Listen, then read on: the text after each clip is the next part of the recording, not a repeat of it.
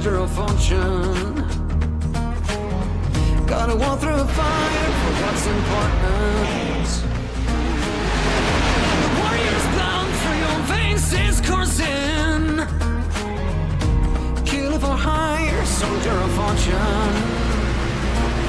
The whole world's watching every move. Take your shot, don't act a fool. All you got and all you ever need is one bullet in the chamber. Really needs to take your game, but ain't nobody gonna save you. So what you gonna do?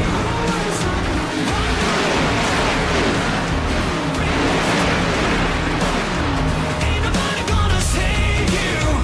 So what you gonna do? Do or die, you're a mercenary. One of a kind that you're burdened to carry. Go and make them proud, do what's necessary. Oh no, do or die, you're a mercenary. Now the whole world's watching every move. Take your shot, don't act a fool. All you gotta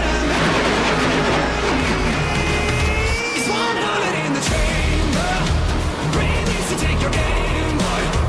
Ain't nobody gonna save you. So what you gonna do? One bullet in the chamber. Breathe easy, take your game, boy. Ain't nobody gonna save you. So what you gonna do? Now the whole world's watching every move. Still your heart so much to prove.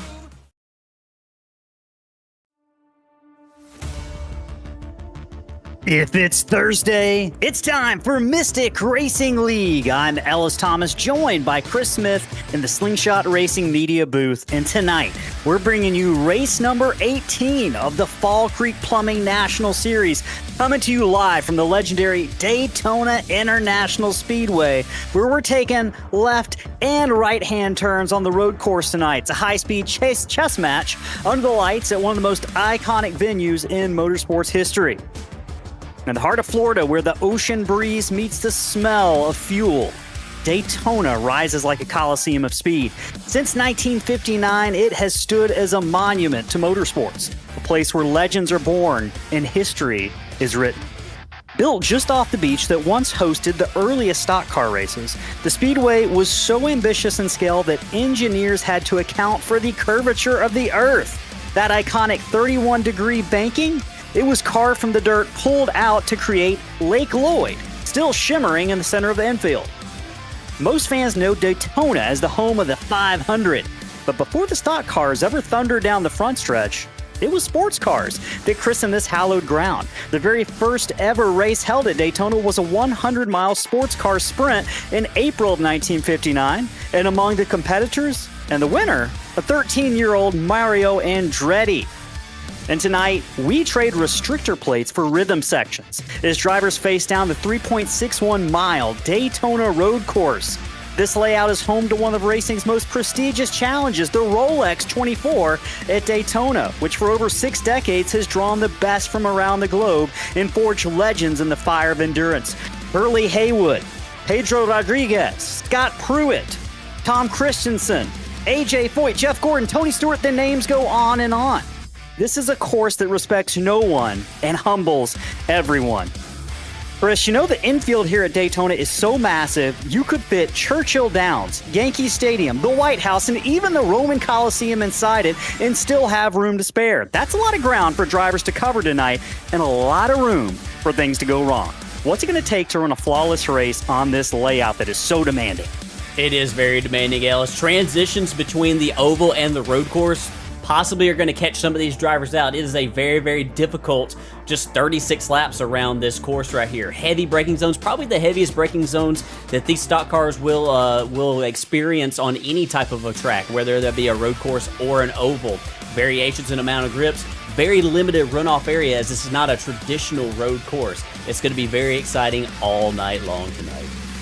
That's going to be exciting, and plus we've got lots of other stories to follow throughout this amazing race that we've got coming up here in just a moment. Before we get to that green flag action, however, it's time for everyone's favorite pre-race tradition, Everyone, if able, rise and remove your caps for the playing of the national anthem. We'll be back right on the other end.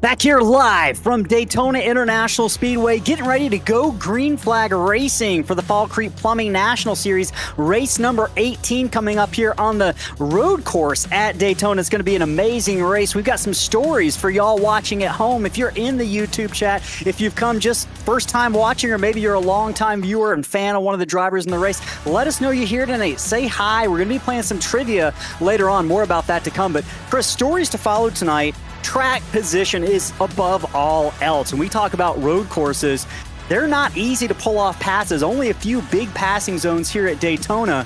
What's going to be the toughest thing for drivers to consider when they talk about picking where you're going to pass? Well, it all starts right now with qualifying right here. A good qualifying run can set you up for the rest of this race, or a bad qualifying run could possibly ruin your race. Luckily, they do have a few options here at Daytona. There's a big braking zone into Turn 1, and the Lamar chicane, also known as the bus stop here at Daytona. Those are the prime passing spots here on this track. A couple of horseshoes as well. I would say as far as all road courses go, Ellis, this might be a little bit of an easier road course to pass on, but it is still challenging, and track position is critical. Chris, we have 36 laps tonight, 14 laps of gas on a fuel tank. These drivers are going to have to come in for gas and tires at some point, which means they're going to be dealing with cold tires. Cold tires out of the pits at a road course is a recipe for disaster. We're going to be looking to see how careful drivers manage those cold tires. I wouldn't be surprised if we saw some drivers fall victim to those cold tires, just not gripping the racetrack with the heat in it that they need to. We'll talk about that, but Chris, we're driving stock cars here, not those sports cars that we talk about with the 24 hours of Daytona. We're talking about stock cars. These things are heavier. The brakes aren't quite as good. These drivers are going to have to back up their entry way more than you think. How difficult is that to do from behind the helmet? Kind of when you're just searching for speed everywhere, it seems counterintuitive. It really is, Ellis, and it can be really difficult for the drivers who are in front, because sometimes a driver on a road course, especially a driver who's used to being on an oval, they kind of need that person in front of them, that gauge, like that rabbit to judge off of. And sometimes it can be very difficult for that driver to sort of get themselves out of the mentality of looking at where that other driver in front of them is. So that's going to be very, very difficult all night for some of these drivers. Chris, I'm looking at the speed charts right now. We're going to talk about the starting grid momentarily here for this race, but a couple surprises on the front row and really the top five, which brings us to our final story of the night. Could we very well have a surprise winner? I think we're going to be on the lookout for dark horses over the course of the evening. We'll try to highlight some of those drivers that maybe we aren't used to seeing up front on many of the ovals that we run, but might have an extra bit of talent here at the road courses. That'll be a story we follow all night long. And one of the biggest stories, the front story, track position matters, Chris. As drivers get ready to grid up here, let's look at the starting grid for tonight's race at the Daytona Road Course on the pole. It's last week's winner, Cody Giles, who had a fairly dominant performance at Nashville Superspeedway, is going to be starting up front in that 5. Meanwhile, behind him is going to be Evan Janik to his outside, and then it's a newcomer, John Niedick, starting 3rd. Keep an eye on that driver, Gavin Henson. Chris, this is one of the biggest stories in the field. We've seen him have some strong runs. Is tonight the night that 39 drives his way up to the front with just 3 cars to pass and gets his first victory of the season? We'll be keeping an eye on that. 5th, a newcomer as well, Michael Cole in that number 48. Look out for the 48. He's shown some speed in practice and qualifying. He's going to be fast tonight, along with Robert McKay, one of the drivers right now on the cut line to get into the playoffs for the Mystic Racing League in the Fall Creek Plumbing Series. He's got a strong start, best of the season in 6th. Jeff Fisher back after several weeks absent, starting 7th in that number 22. Alan Zukov, strong week last week, is going to start 8th on the outside of row 4 in the 91. Derek Jewett, it's been a few weeks since we've talked about that driver. We've seen him have some speed at the Austin Road Course earlier this season. Do we see that channel over to tonight? Stay tuned. Ronnie Foster starting 10th in that number 6. Reggie Kime on the inside of row 11 in that 9 Scooby-Doo machine. Good starting effort for him. Brett Wrin will be following that heart rate monitor all night long on driver 24. He's coming from the outside of row 6.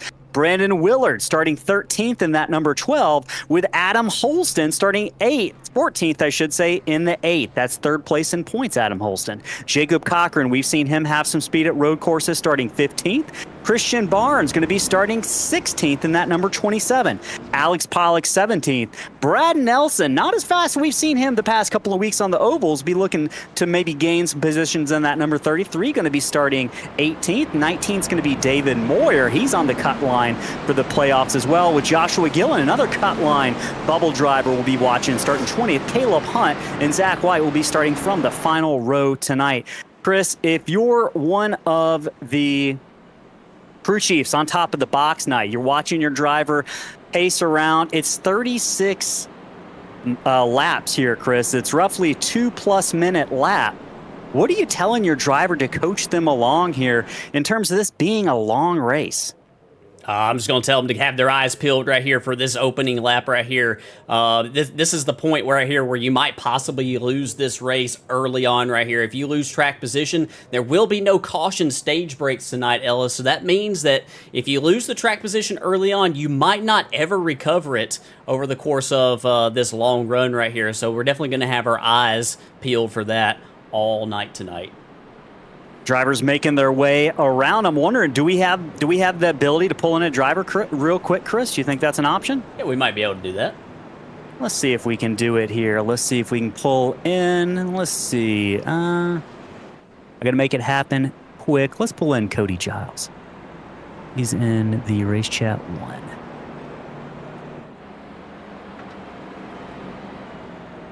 Hey, Cody Giles, this is Ellis and Chris up in the Slingshot booth. You got a copy? Sir. Hey, man, on this warm-up lap, we wanted to take an opportunity just to talk to you. You got a win last week. Road courses, how do you think you're going to fare today? What's the keys to success for driver number 5 right now, starting from the pole? It's all about surviving, basically just, stay on the track and, just be consistent and, not step on our own toes. So that's basically the objective going into this race tonight, especially a road course.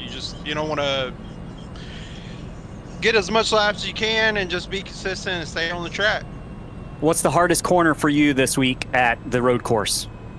Chicanes. The front track chicane is going to be the toughest one, I think, just because the fact it's 2 sharp left and right-handers, sharp right-hander and then a sharp left-hander. So it's going to be challenging for sure. These chicanes are with how heavy these cars are, when you go and race at, the 24 hours, it's basically a, high downforce. But with these, it's just, you're driving a tank. So it's going to be a challenge. Good luck getting that tank through the chicanes and every other one of those corners tonight. Driver number 5, Cody Giles, might talk to you at the end in our post-race interviews. Good luck out there. And Race Chat 1, right? Yes, sir. Thank you so much, guys. Good luck. Yes, sir. All right, so you heard from pole sitter there, Cody Giles. And Chris, one of the things I'm noticing right now on my screen, you might be seeing something different. Evan Janik is not showing up. I'm not sure if maybe he disconnected. He's going to have to start from pit road, Chris. Big story emerging as they head down the backstretch into the bus stop here. Our second place qualifier, Evan Janik, and our points leader at that, heading into just 9 races left before the playoffs. He's going to have to start from pit road here. He's got a lot of track position to make up if he's going to get a top 5 finish or maybe even a win tonight. But 36 laps to do it. We'll be keeping an eye on that number 71. Just means more cars to pass as these drivers get lined up side by side. Right now it's going to be Cody Giles, and that's going to move up Gavin Henson. He's the beneficiary of Evan Janik sliding back to the back with that connection issue. Evan Janik, that 39 of Gavin Henson's going to be starting on the outside pole here.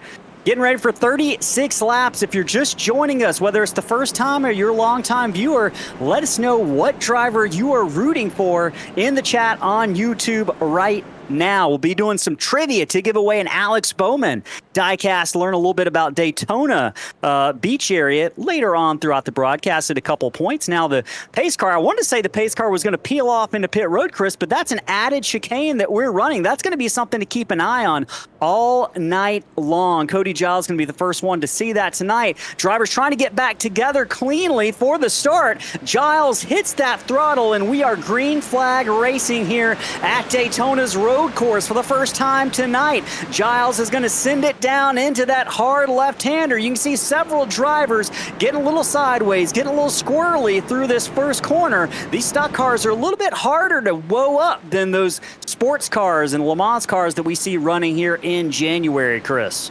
Yeah, they definitely are right here. We got a little bit of a, looks like a little bit of a stuttering issue right here. Oh, Robert McKay. Sorry, sideways in the first hairpin. One car, that looks like it might have been our heart rate guy, Wrin, might have found contact with Robert McKay in that 88. Bubble driver Robert McKay early on, first victim of these hard right-handers, Chris.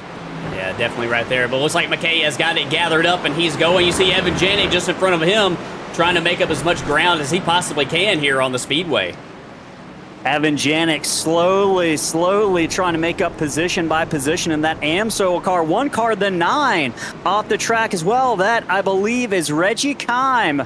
Another car off track. Several drivers having issues with it tonight, Chris, but everyone's got it gathered back up. I should say that one other car, I believe, right now, that is Jeffrey Fisher in the 22, has found himself off track as well. So everyone getting their squiggles out here early. First lap jitters. Everyone's got them, and several of these drivers, the good news is they got them out of the way early. Right now up front, Chris, Cody Giles has built a dominant lead over Jonny, who has moved his way up to second after Gavin Henson's fallen a couple positions from his second starting spot on the grid tonight. But Cody Giles has about a that's Reggie Kime and Robert McKay. Lead.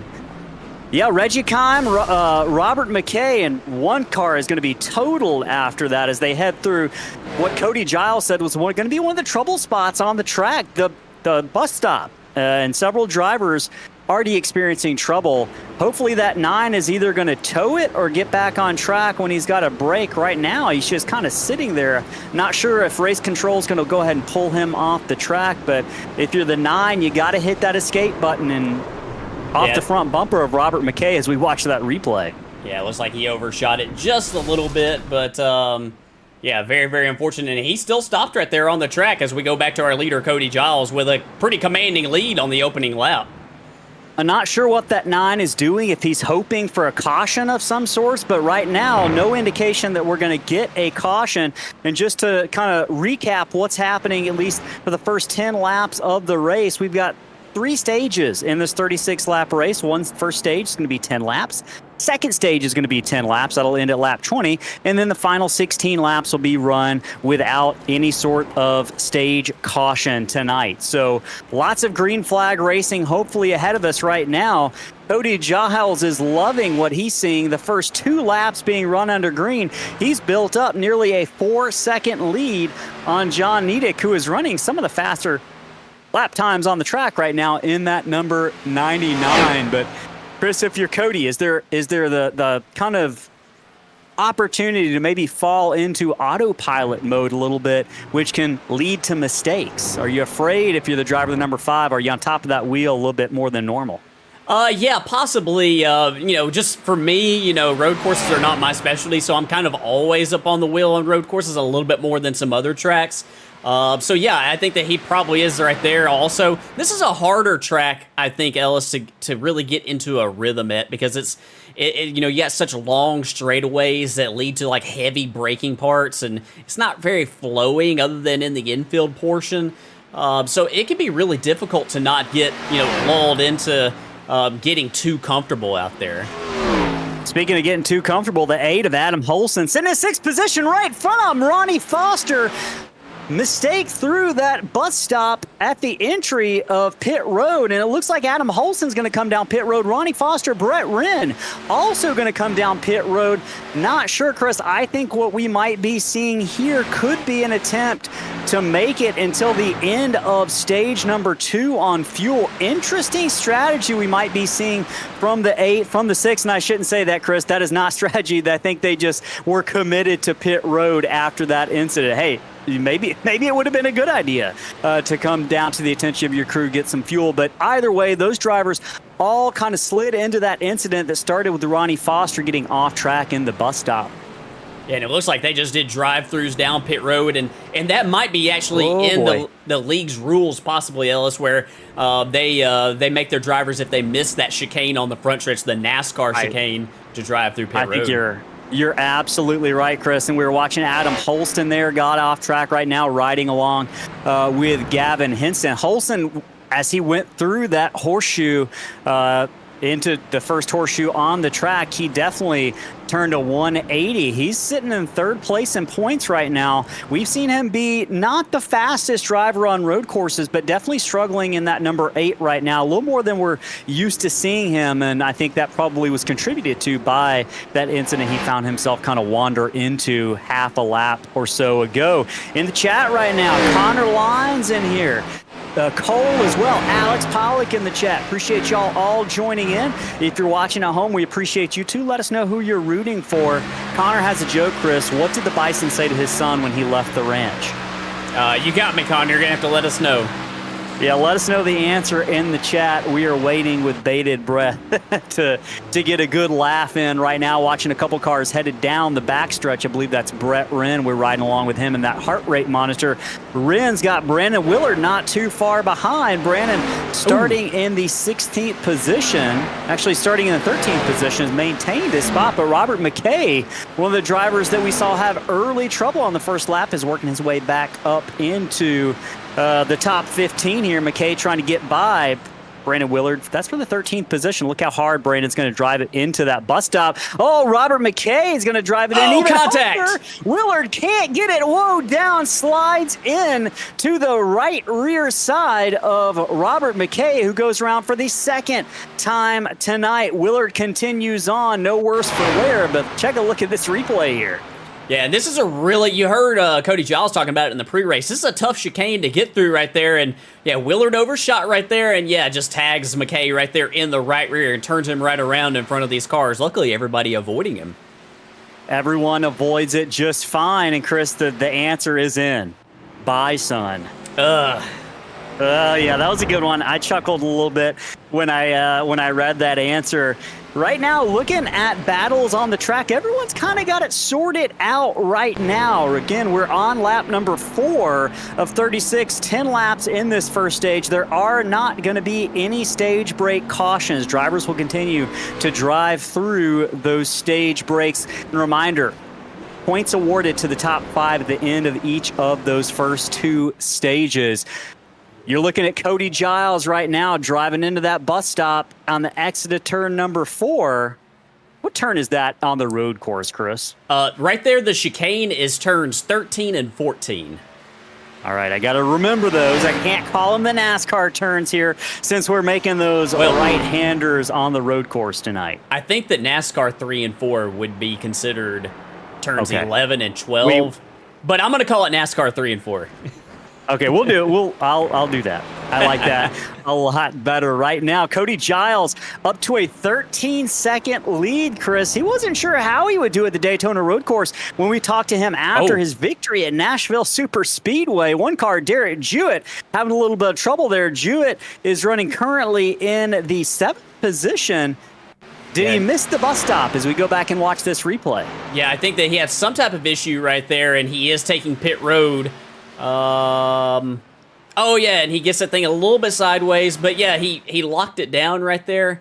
I think he stayed within the lines, but I think he was possibly being safe rather than sorry there, Ellis. I like that. Very conservative. Now, Chris, he's going to come into pit here. He's going to take that opportunity to come to the attention of his pit crew. Looked like, based on the time I'm seeing him spin on pit road, not going to lose, but 3 or 4 positions, and I think he... Try to look at how much time he spent on pit road here. It's not 6.2 seconds. I think he came for some fuel on that pit stop, and he's got to rejoin behind David Moyer here in the number 47.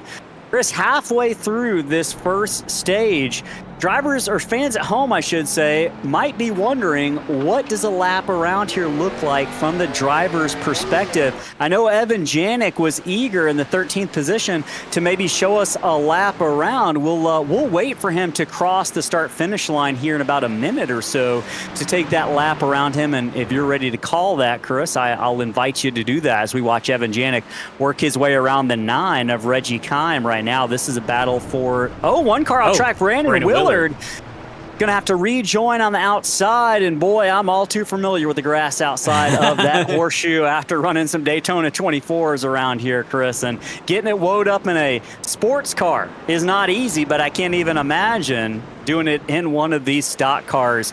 Evan Janik makes his way by Brandon Willard, as well as the lap down car of Reggie Kime back in the 20th position. That's going to move Janik, who's our points leader. And just recapping, if you're just now joining us, Janik qualified second, strong start, but he was forced to the back after a connection issue took him out of the race before we got underway. So he's going to have to kind of play catch up as he rolls through the bus stop here. It's going to be an interesting night for Janik. He's not going to necessarily have any stage cautions to guarantee getting caught up, and the likelihood of a full course caution tonight with so much off-track room is going to be fairly unlikely, Chris. So with that being said, as he rounds out NASCAR 3 and 4, I'm going to let you kind of take over here and take us for a lap around Daytona's road course with Evan Janik in that AmSoil 71. Yeah, Janik right here. He's in some traffic right here. He's going to go to the inside of David Moyer. And this right here is heavy braking right here into turn 1. If this was the oval, you just keep on going. But here's where they make the turn into the road course. But he's going to overshoot. He's wide, but I think he's going to gather it back up. You don't want to be out there. You can hear all the debris in the wheel wells right there. This is a tight little kink right here, left-hand turn, and you're going to come up to the International Horseshoe right here. This is a hard right-hander, a good passing zone as Derek Jewett gets loose right in front of him. Take the International Horseshoe right there. Come out towards the grass right here on the left-hand side. Going to grab a gear, going to keep on going through there, and you got a left hand, we call it the kink right here. It's a pretty fast left-hander, but you do have to breathe it in these stock cars. Coming up to another right-hander right here is, he pitches it sideways. This is the West Horseshoe right here, Ellis. A lot of drivers go off driver's left right here, but he's going to keep it straight right here. Grab a gear, get going right here, and come up to this left-hander. This is turn 6 when you come back onto the NASCAR oval portion of the racetrack. And this is where the car is kind of light. You're carrying that left front tire right there. Get all the way out towards the wall, then come back down the hill right here. You'll get in high gear right here as you work your way through NASCAR's 1 and 2. This is where these cars right here are at their best. This is where they like to be on the banking right here. Going down the backstretch right here. And then you're going to approach right here. It's been rechristened lately. It is the Lamar chicane, previously known as the bus stop. A left, a right, and then a left right here coming back on the track. You want to try to make that chicane as straight as you possibly can right here. Through the gears right here in turns 3 and NASCAR turns 3 and 4. Keep it on the bottom of the racetrack. And then an unusual portion of the track. You got to fade up high right here, Ellis, as you come up on the new NASCAR chicane. Not used during the Rolex 24. A tight right-hander, a tight left-hander. Got to watch out for them turtles. Don't want to hit them too hard. Just kiss them barely as you go on by. And that's a lap around the Daytona Road Course. Yeah, that was easy. That was anything but easy, Chris, but you certainly made it look simple. Going through those corners, Evan Janik doing a whale of a job. Not his best lap of the race, but still a solid lap time, working his way up through the field. Janik up now up to the 9th position in the top 10 for the first time tonight for the points leader, Evan Janik. Meanwhile, Chris, we got a battle brewing in 3rd position. Gavin Henson trying to get by Christian Barnes, and I'm trying to figure out if this is a battle that has already transpired and ended, or if we're coming up on the beginning of this battle. I'm not sure if Christian Barnes, I think, maybe was catching Gavin Henson, and we can see him kind of close the gap into the bus stop. Look at the distance that number 27 makes up, just rolling way better through that center part of the backstretch right now. Yeah, he is. He's really rolling nicely through there. Christian Barnes, our winner from Charlotte right there, looking really good in that number 27 machine. The bus stop back there, the Le Mans chicane, it is an opportunity spot. It's an opportunity for you to make up some ground, Ellis, but it's also an opportunity for you to possibly run into some disaster.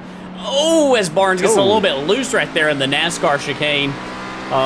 That's probably my biggest trouble spot is the Le Mans chicane on the backstretch, because I want to try to straighten that thing out and gain as much time as I possibly can through there during the Rolex 24.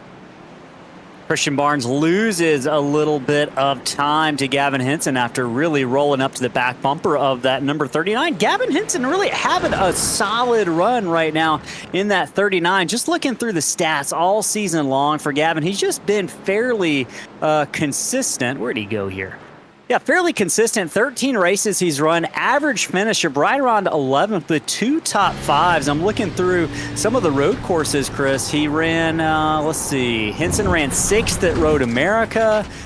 Look at some other road courses. Where did he run at Circuit of the Americas? Didn't have a great run at Circuit of the Americas with 17th, but did have a decent run looking for Sonoma somewhere in here. Not sure where he ran at Sonoma. For some reason, that was left out. But Gavin Henson, no slouch on the road courses and no slouch this season. And that number 39 extending the gap he's built over Christian Barnes. And Henson's one of those drivers, Chris, who I can really, just with the consistency he's had all season, when we talk about a 7-race playoff, you could really see him making a run for it and being kind of one of the sleepers of the season with just 9 races left into the playoffs. He's not locked in, but he's almost there, Chris. He's over 100 points to the good on the bubble for the playoff points right now to get into that chase for the championship. And Henson's one of those drivers. You give him a good car and a good track, and he might be able to make a run. And I think we'll probably see him get a win before the end of the season. What do you think?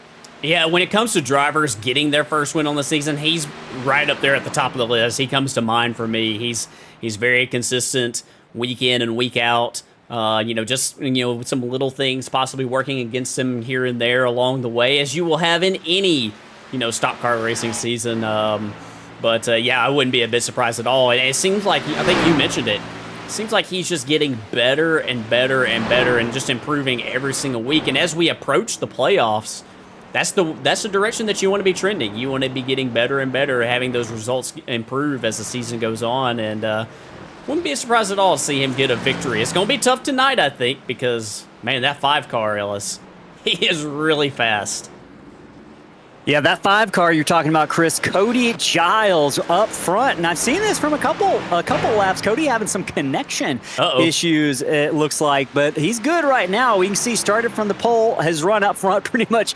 The number is 1 every spot up on that graphic right now. And that is what you want to see if you're sitting in the cockpit of that number 5 or you're rooting on that number 5 from home. And speaking of rooting on these drivers, this is coming up to the final lap of stage number 1. We won't have a stage caution like normal. These drivers, we believe, can go about 14 laps on fuel, so I don't think we'll see anyone pit on lap 10, but points will be awarded. And as it stands right now, it's going to be Giles, Nedick, Henson, Barnes, and Michael Cole. A couple newcomers. Oh, Giles, Chris, in the wall there. Did I imagine that, or was there a little bit of contact to that right side?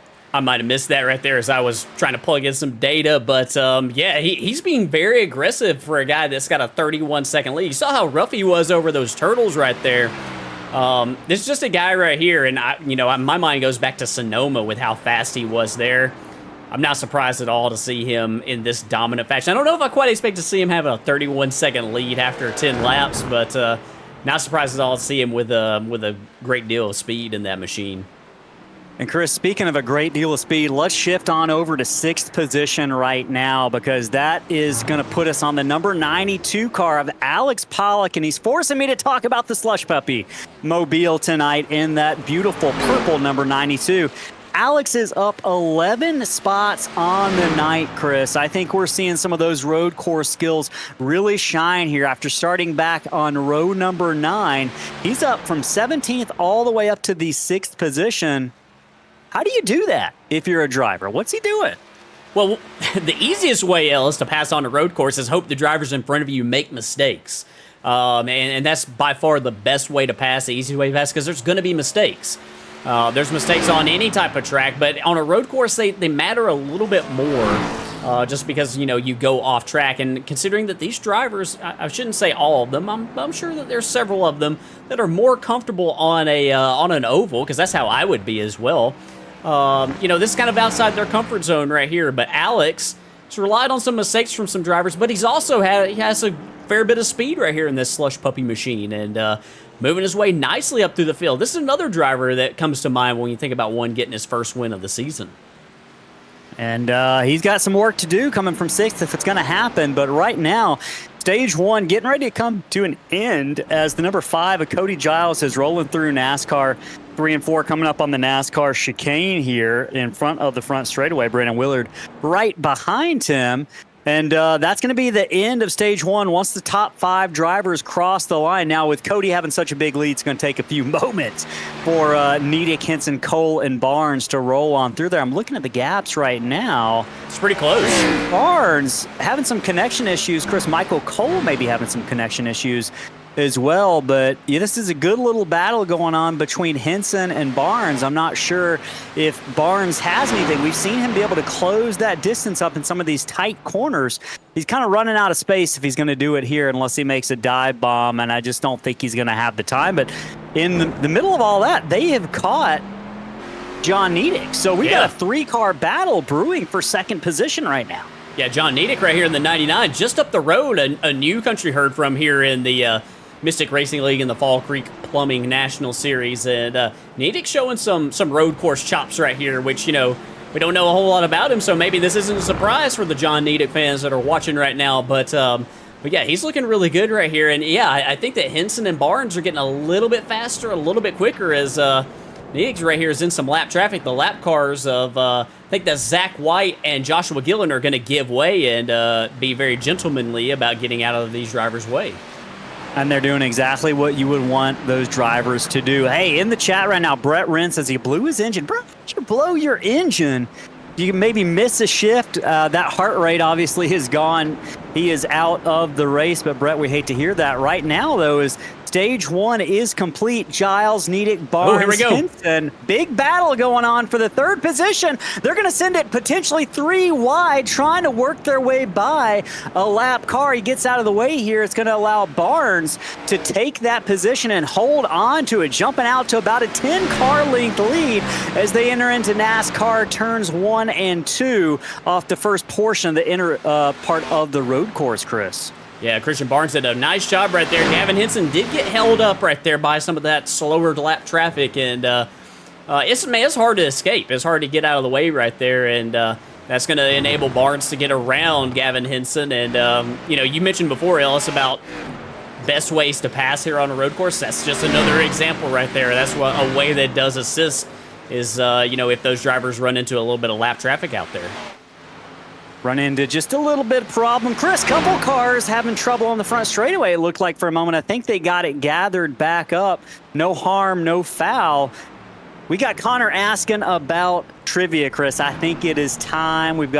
There's never a full lull in the action here. Cody Giles, Nedick, Barnes, Henson, Michael Cole are your top 5, but first trivia question of the night. If you're at home, whether you are on your phone, whether you're on your TV, whether you're on your computer, big trouble. Is that Robert McKay in the number 88 from 10th position? It was right in front of our leaders. I just rewound it very quickly. He ran into some trouble right in front of Cody Giles, and Giles takes evasive action to avoid him.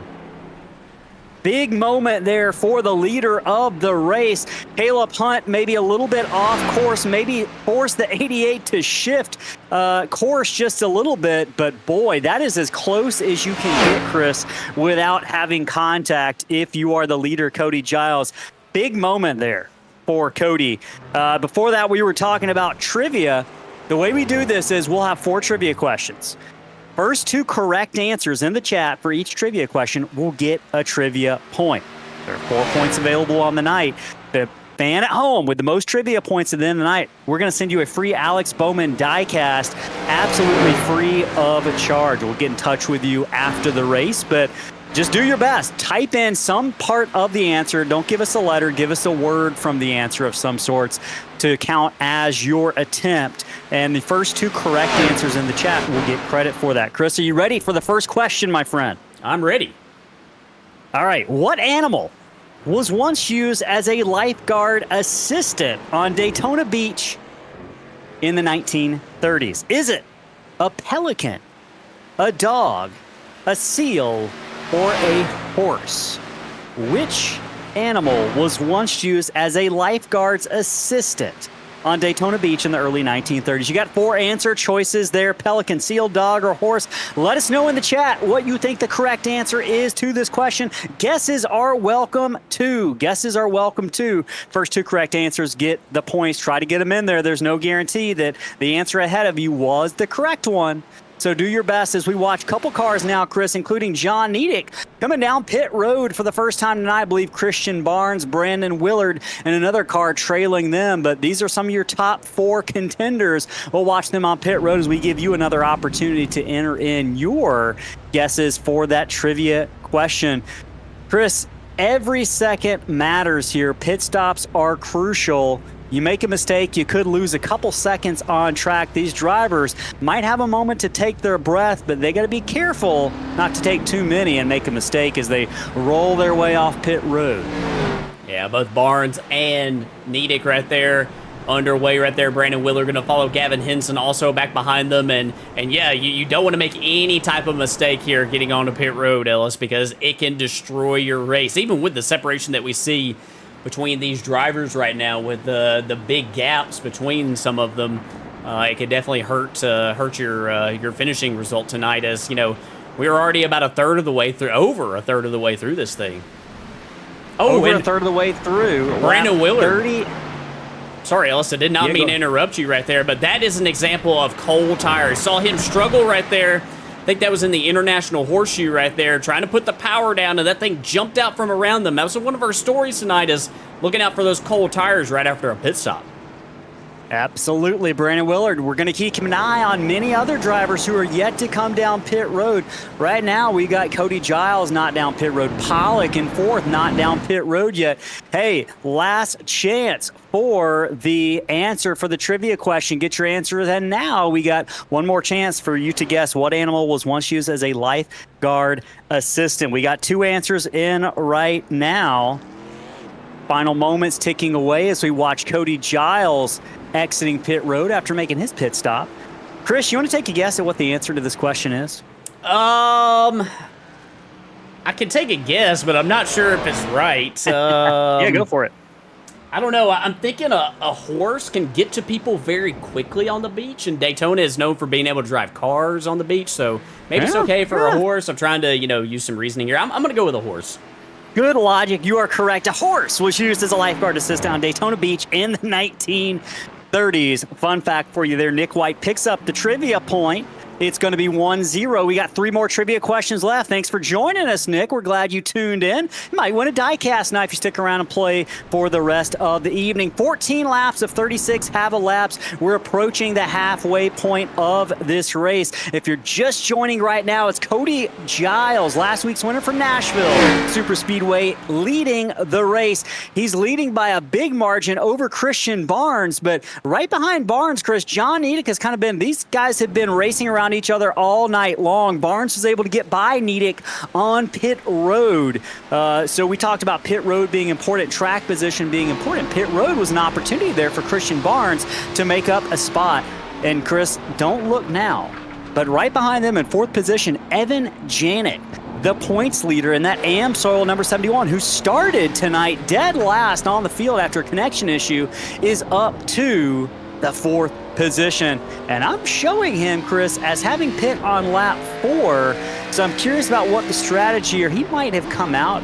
I'm not sure. It might count his pit stall entry, or sorry, pit stall start as a pit on my telemetry here. But he's 12 laps in on this stint, so he's going to have a pit stop coming up. But with track position, Janek's running some fast laps right now, Chris. In fact, he's run the 2nd fastest lap of the entire race amongst all drivers. So that 71 might have started from the back, but he is no slouch. We'll talk about that 71 and a lot more stories and drivers for the second half of this race. After a quick break, we're going to hear from our partners at Whiplash SimCams. We'll be back on the other end of this commercial break. Stick around.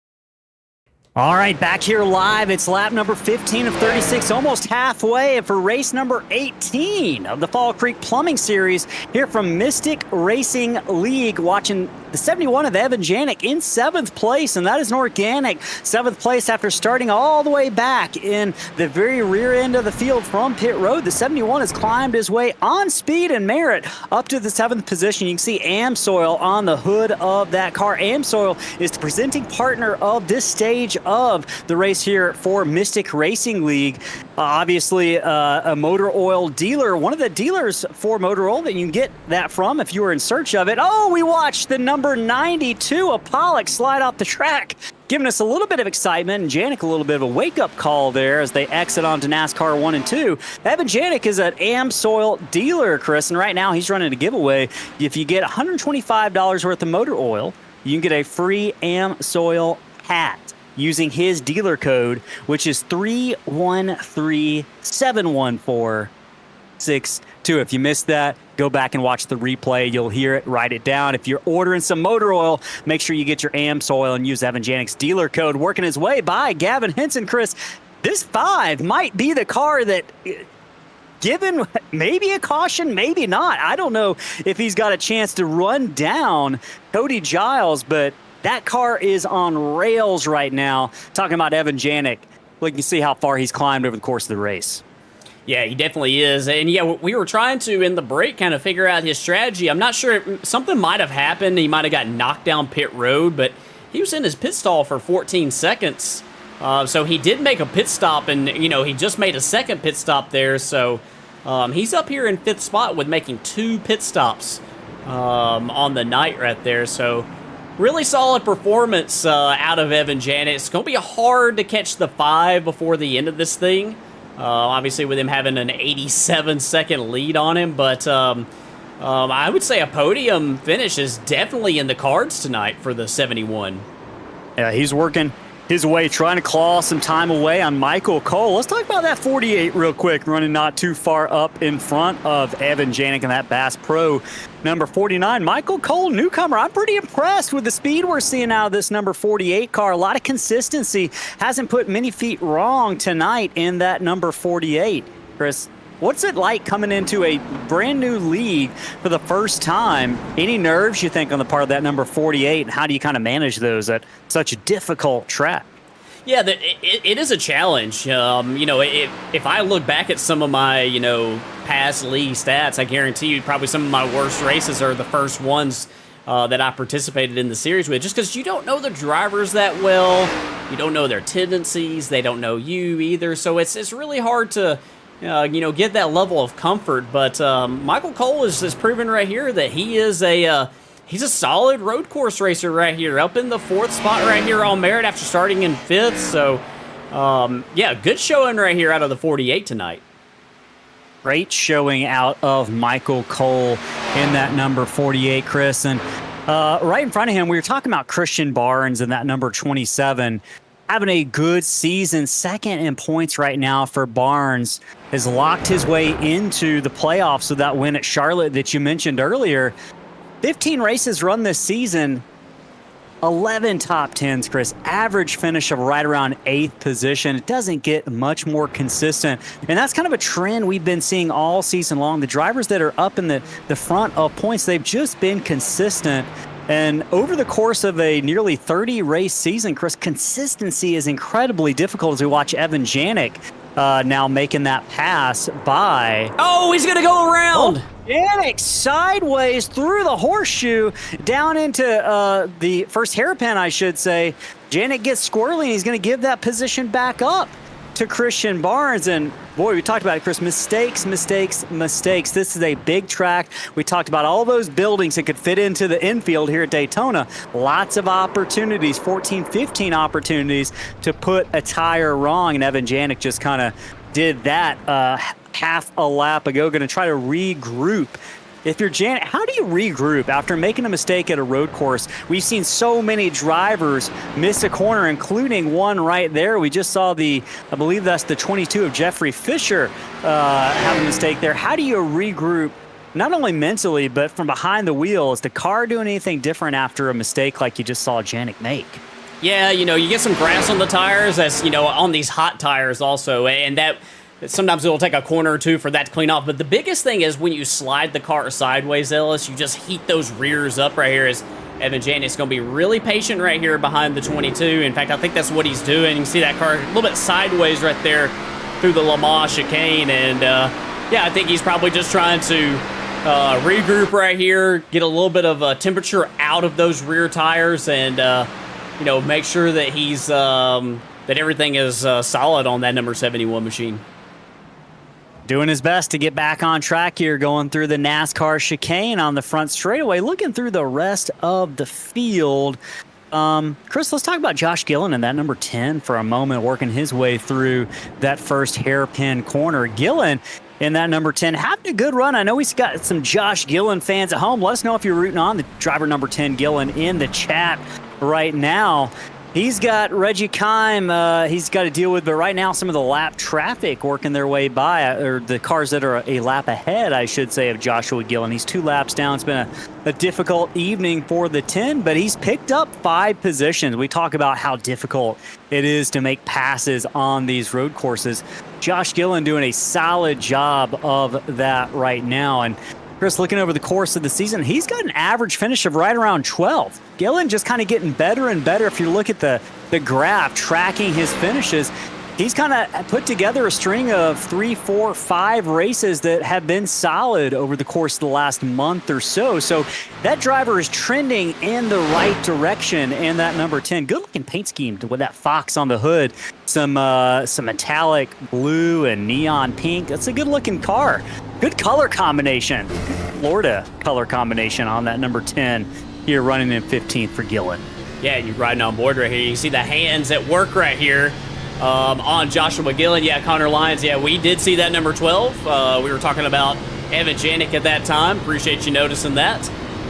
Gillen right here is working his way through turns 3 and 4. NASCAR turns 3 and 4, and coming up to the NASCAR chicane here on the front stretch. Look at those hands go back and forth, Ellis. Ooh, boy. Yeah, he's working. The nine of Reggie Kime, along with Jeff Fisher. This is a battle for position going on behind Gillen. Fisher's got a hot rod underneath him, at least as the last couple of laps. That story says, and right now, that 22, he must be on fresh tires or something.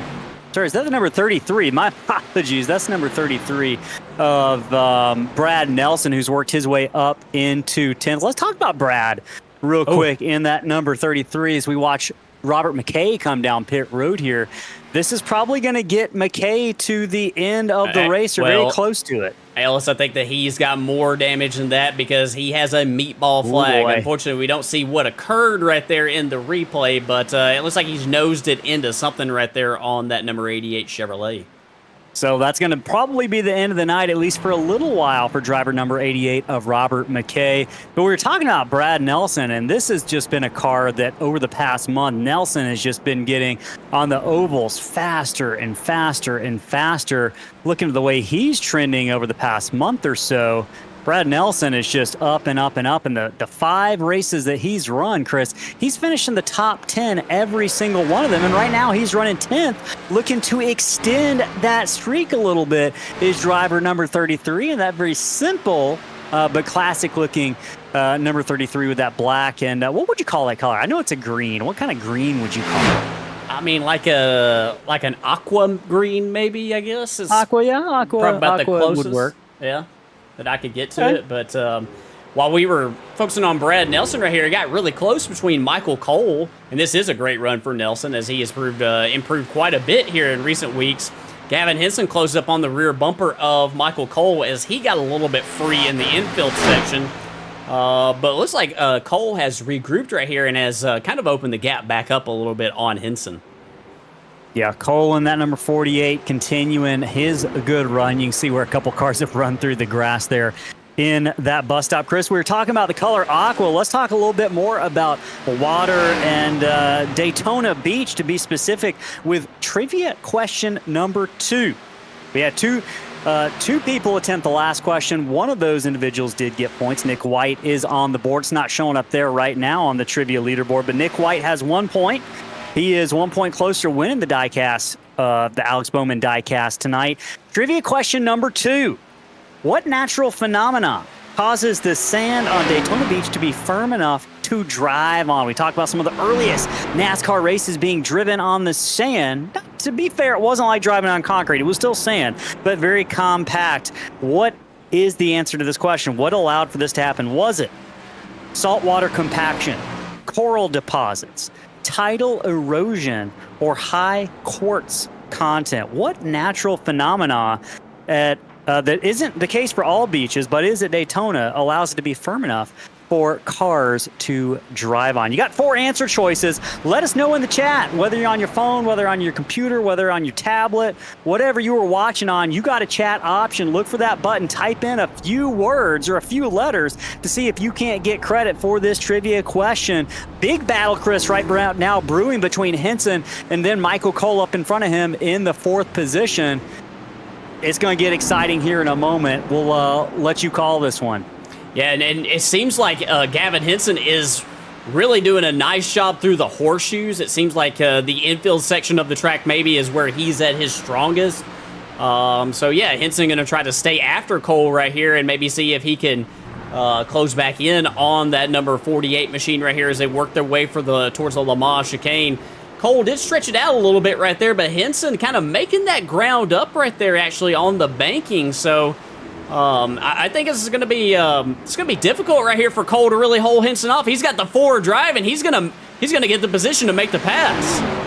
That 39 rockets out of the bus stop to complete the pass on Michael Cole, newcomer to Mystic Racing League, and Gavin Henson. Boy, he did an amazing job, but he's going to have another test here as they head down into the NASCAR bus stop here on the front straightaway. Will Cole try to take another go of it here? He's not going to be able to do it this time. In fact, he's going to lose about 4 or 5 more car lengths off the back bumper of that number 39.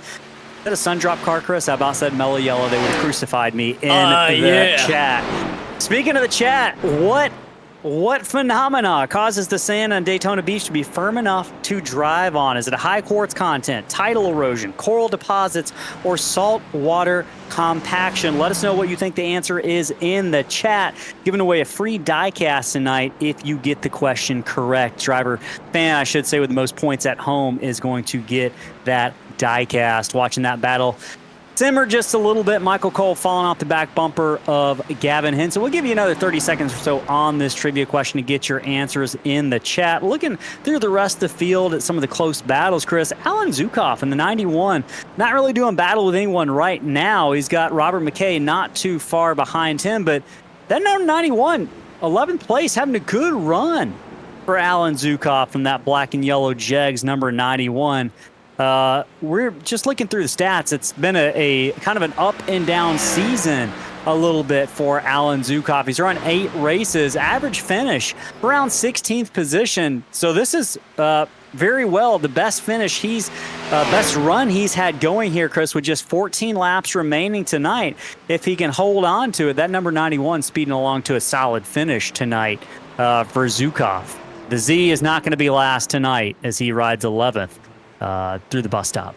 Yeah, and he had a good qualifying run tonight too, Ellis. So he started in the 8th spot. I'd say that's probably been one of the more solid qualifying runs that we've seen out of that number 91 machine this season. So yeah, a great showing right now for Alan tonight. Still got all 4 fenders on that car, all 4 tires on it as well, and he's still trucking along. He is backing up that speed he showed in qualifying. Right now, speaking of backing up speed, Chris, Cody Giles, I just don't even know where to begin with driver number 5. He has led wire to wire 22 of 22 laps. Robert McKay in front of him, Chris, having trouble for the second time. The number 5 has to contend with that 88 sliding around. This time it's on the front straightaway and not in the interior road course of the infield. But that 5 has had a couple close calls tonight. If you're the 5, I imagine you just want this thing to be over. 13 more laps. He's got to roll his way around. He can't afford any mistakes, Chris. Evan Janik is up to 4th position and definitely has the fastest car on the track at the moment. So he's got some work to do if he's going to catch Cody Giles. Might even need a caution, but right now, still holding a pretty tight lead.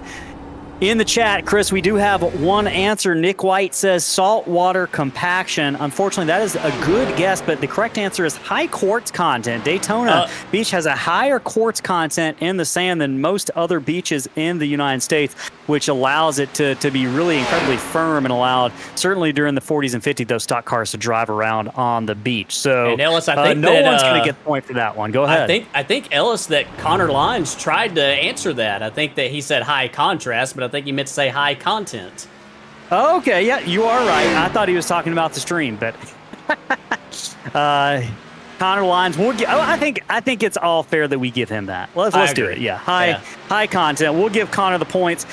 Nick, that means you're in a tie right now with Connor. He is your biggest competition. We got 2 more questions left. We'll do one more before the white flag, and then we'll do one more right after the checkered flag before post-race interviews brought to you by Sofa News. We'll get to those later on. But we got 13 laps between that and what we're doing right now is we watch Evan Janik continue to work his way around the track, going through turns number 1 here on the road course. He's in 4th position right now, looking for drivers that we haven't said a whole lot about tonight, Chris, that are having pretty solid runs.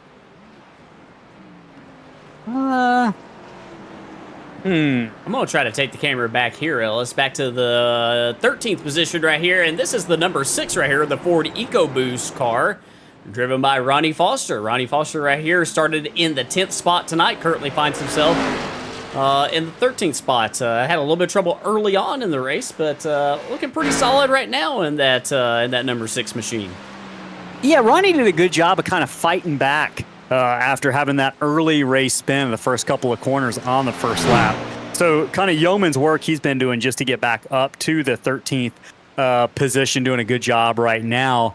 And he's working on a slightly better finish than his average finish of 15th tonight. He's had a top 10 on the season, so a fairly successful campaign. I know he's going to want to add to that here tonight at the Daytona Road Course. And I think, honestly, if I'm looking, Chris, he ran at Road America. He finished 8th at Road America, so we're seeing a little bit of that road course prowess channel over to tonight. Obviously, a lot more elevation changes and a handful more turns at Road America than we have here at Daytona.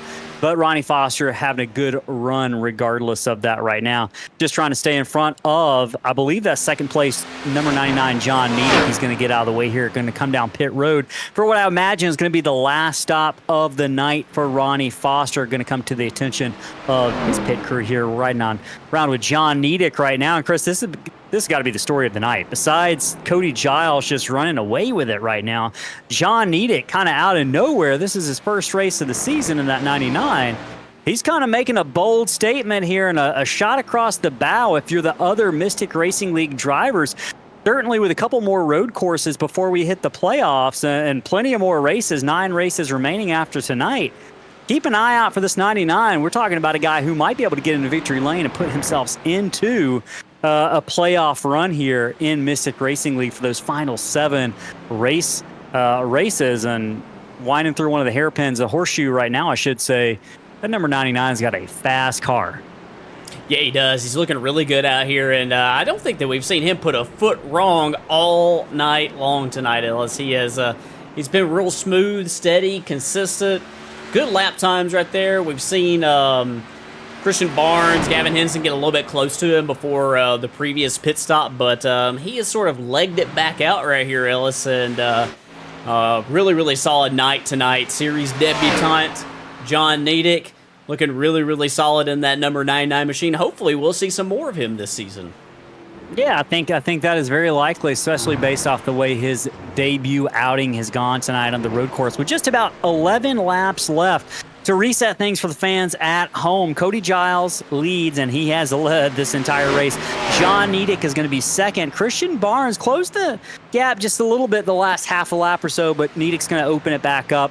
Evan Janik in fourth, and if you missed it earlier, Janik started at the rear end of the field from pit road, so to get up to fourth has been a pretty magnificent feat for driver number 71. It should be no surprise. He's in the lead in the current point standings and playoff standings for Mystic Racing League in the Fall Creek Plumbing Series, and he's showing that speed tonight in the number 71. Gavin Henson, Chris, we were talking about Gavin starting from the outside pole being a potential sleeper for tonight. He hasn't done that, but he has had a great outing in that number 39. And when we talk about putting together a consistent season and starting to get hot at the right time, that number 39 is going to be a driver I think we have a lot more conversations about over the course of the next 2 months or so, and what role he's going to play in determining the inaugural champion here for the Fall Creek Plumbing National Series and Mystic Racing League.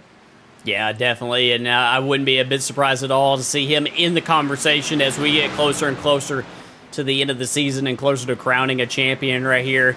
Solid performance tonight. Currently, Ellis, he is the last car on the lead lap in the 5th spot. Remarkable night right now out of Cody Giles. I think that we'll probably see more drivers than that possibly before the end. Well, no, I take it back. We've got it looks like Cody Giles coming up right here, right behind him. It looks like he did just put a lap on Michael Cole, and so yeah, Giles just he's on a roll. He's smoking them tonight, man. And what was I going to say? I was going to say something profound, but it just escaped me. Oh, yeah. So we're getting close to what I think is going to be the final pit stop for driver number 5. He's got to come down pit road one more time. If our fuel calculations are correct, that 5 has one more pit stop to make. And I was looking earlier, Chris, I believe one car got a black flag for speeding on pit road, potentially, or an unsafe entry. That was Ronnie Foster, I should say. So he's not out of the woods yet. That 5 has to have a clean pit road entry because, sure, he's got a margin of error here. I don't think anyone's going to question that, but he's still got tasks to be completed, and that includes making a clean pit stop and also making 8 more laps around here cleanly and safely. And if you think it's just about him, we've seen that number 5 almost be collected in a couple single car incidents over the course of the night. So anything can happen in the closing stages of this race. If you're tuning in on YouTube, whether you're on your phone, tablet, computer, we are incredibly grateful that you've chosen to tune in and join us. If you haven't subscribed yet, hit that subscribe button. It doesn't cost you a single thing. I know Cody Giles is subscribed, and so is John Needick. Hopefully he is or will be after this race. And I believe that's one car, Chris, having trouble through the bus stop there just a moment ago, or is the NASCAR chicane. Cody Giles is going to be coming down pit road here, Chris. Here comes the number 5 to the attention of his pit crew. He's going to be hopefully liking this video on YouTube, especially if he's able to hold off and get the win tonight with a clean pit stop and a clean final 7 laps.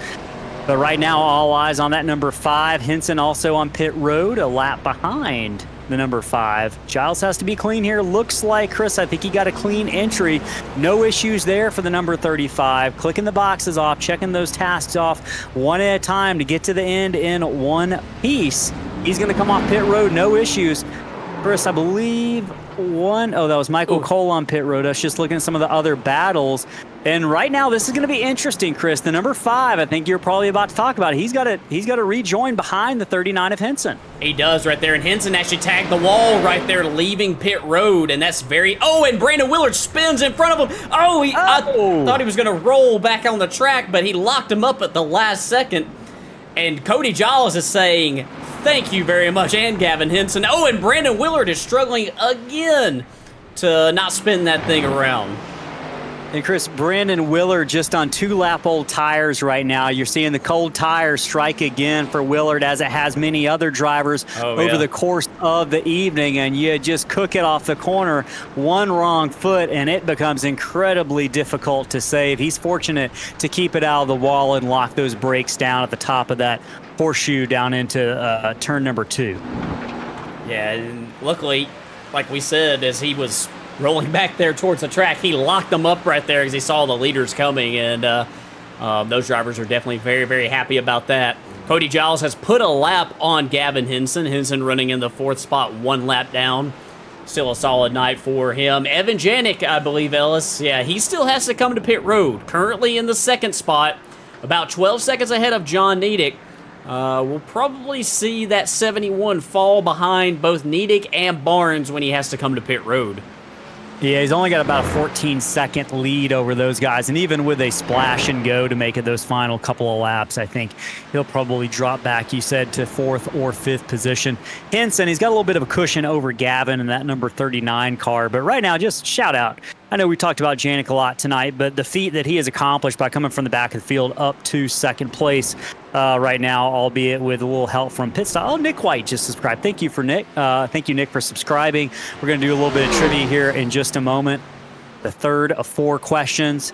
Looking through the rest of the field, Chris, man, it's been a night of exciting racing. We've talked about, I know Cody Giles has led from wire to wire, but lots of drivers having trouble tonight, lots of close racing on the track. One thing I'm looking at right now, I thought we had a close battle going on with Alex Pollock. I'm looking Reggie Kime and Brandon Willard, Chris. Maybe? Reggie Kime and Joshua Gillen maybe is the battle I'm looking at back in 13th and 14th. I'm not sure if Reggie just got by Joshua Gillen or Josh is going to be working on him. But as we watch Kime give way to the lap car, and this is going to set up a battle for the 13th position. Lucky number 13, Josh Gillen, is that 10 car, about 5 car lengths behind Reggie Kime riding on board. The onboard camera of Joshua Gillen right now looking at his progress over the course of the race. We see him dive bomb it down into this final corner before they go back out onto the NASCAR oval. Gets through there successfully, but he's lost a few car lengths on Reggie Kime. He's going to pull away in that number 9. Kime having a good run after a string of bad luck over the past several races. Kime up to 13th tonight, having a good spot, good race after starting 11th tonight. Kind of held serve in that station all night long. So good job for the driver of that number 99. Looking through the rest of the field with just about 8 laps left if you are just joining us.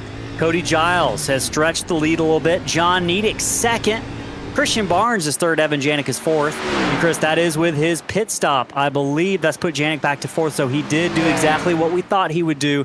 Lost 2 positions on that green flag pit stop, but it merely put him back to 4th. Trying to claw his way back into a podium position.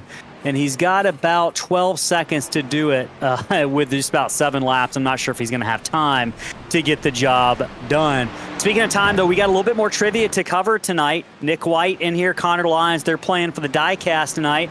There's still 2 questions left, so if you haven't played, feel free to jump in. You still got a shot here to win this diecast. Third question of the night as we watch one car roll off track. I believe that's Brandon Willard. Brandon's had a couple off-track incidents tonight, but you mentioned he does get it going. So, trivia question number 3 coming up here in just a moment. Remember, first 2 correct answers in the chat get the trivia points for tonight. Question number 3. What popular U.S. fast food chain was founded in Daytona Beach, 1953? Chris, I got a feeling you know the answer to this question, but what popular fast food chain was founded in Daytona Beach? Is it Taco Bell, Waffle House, Denny's, or Chick-fil-A? Give us your best shot in the chat right now. Type a word. Guesses are fine.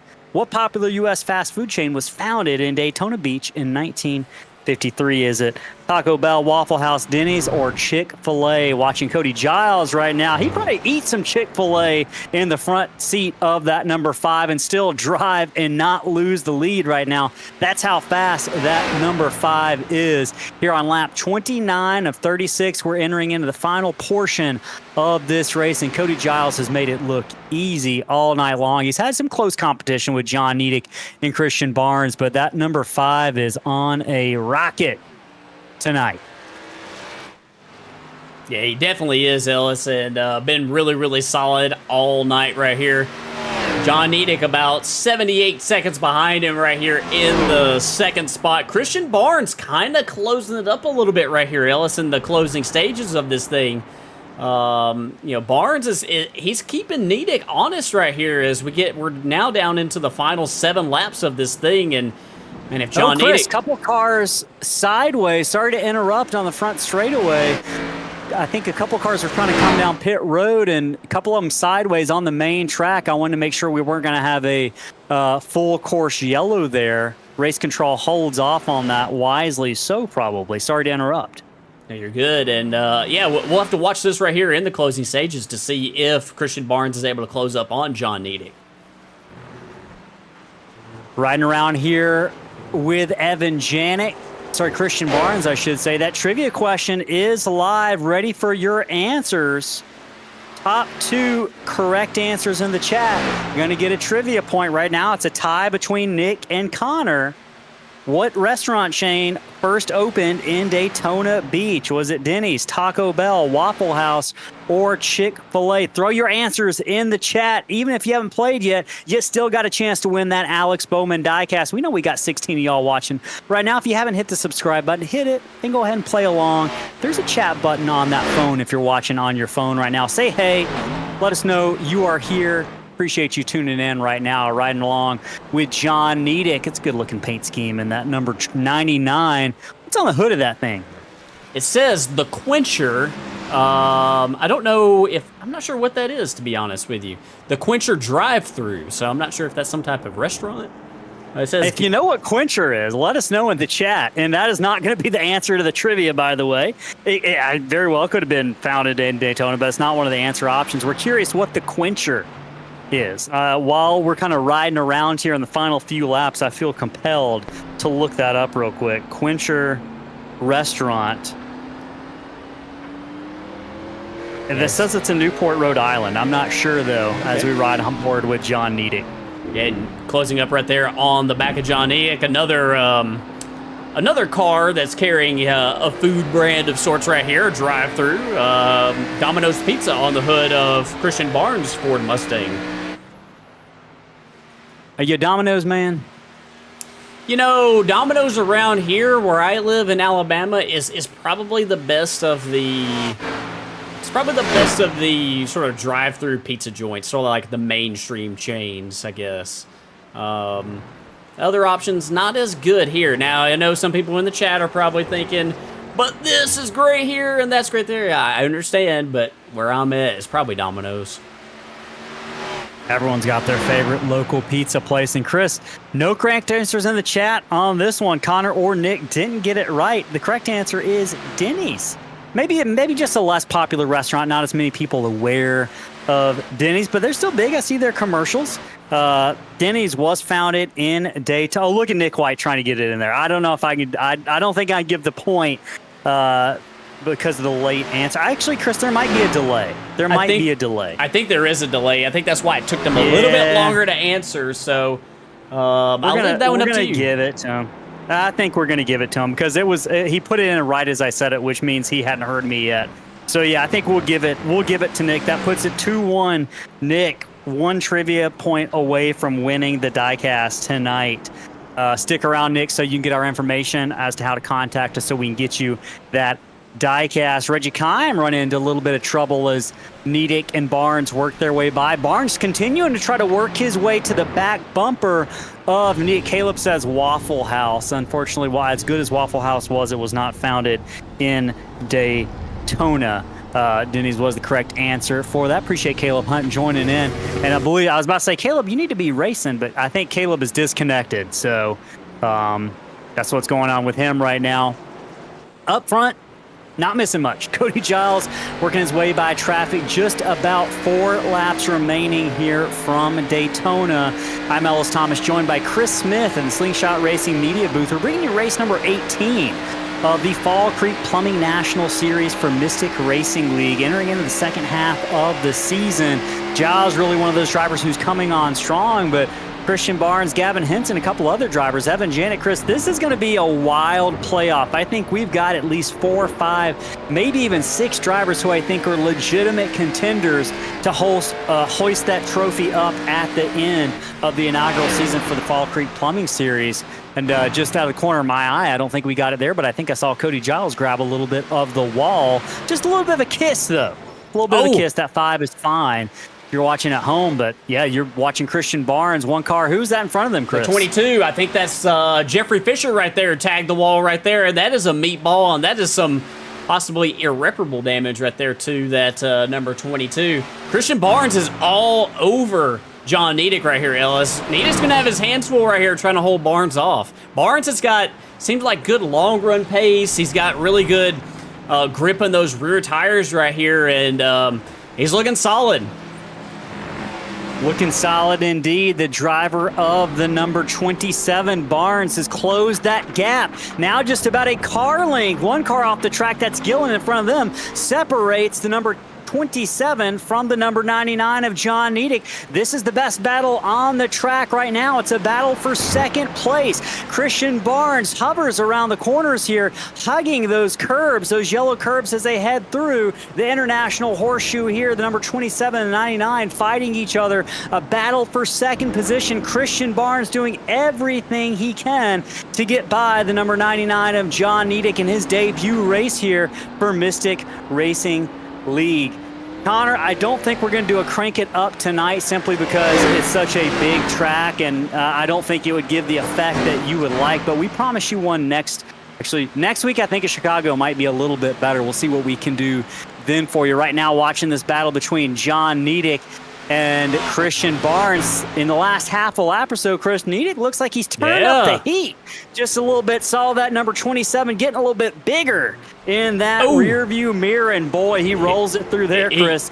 Barnes makes up every inch he lost. Yeah, and I think that Nedick might have actually got a slowdown penalty right there, Ellis. It looked like that was really close right there. He dipped the tires in the grass, and yeah, he did get a slowdown penalty. Here comes Barnes.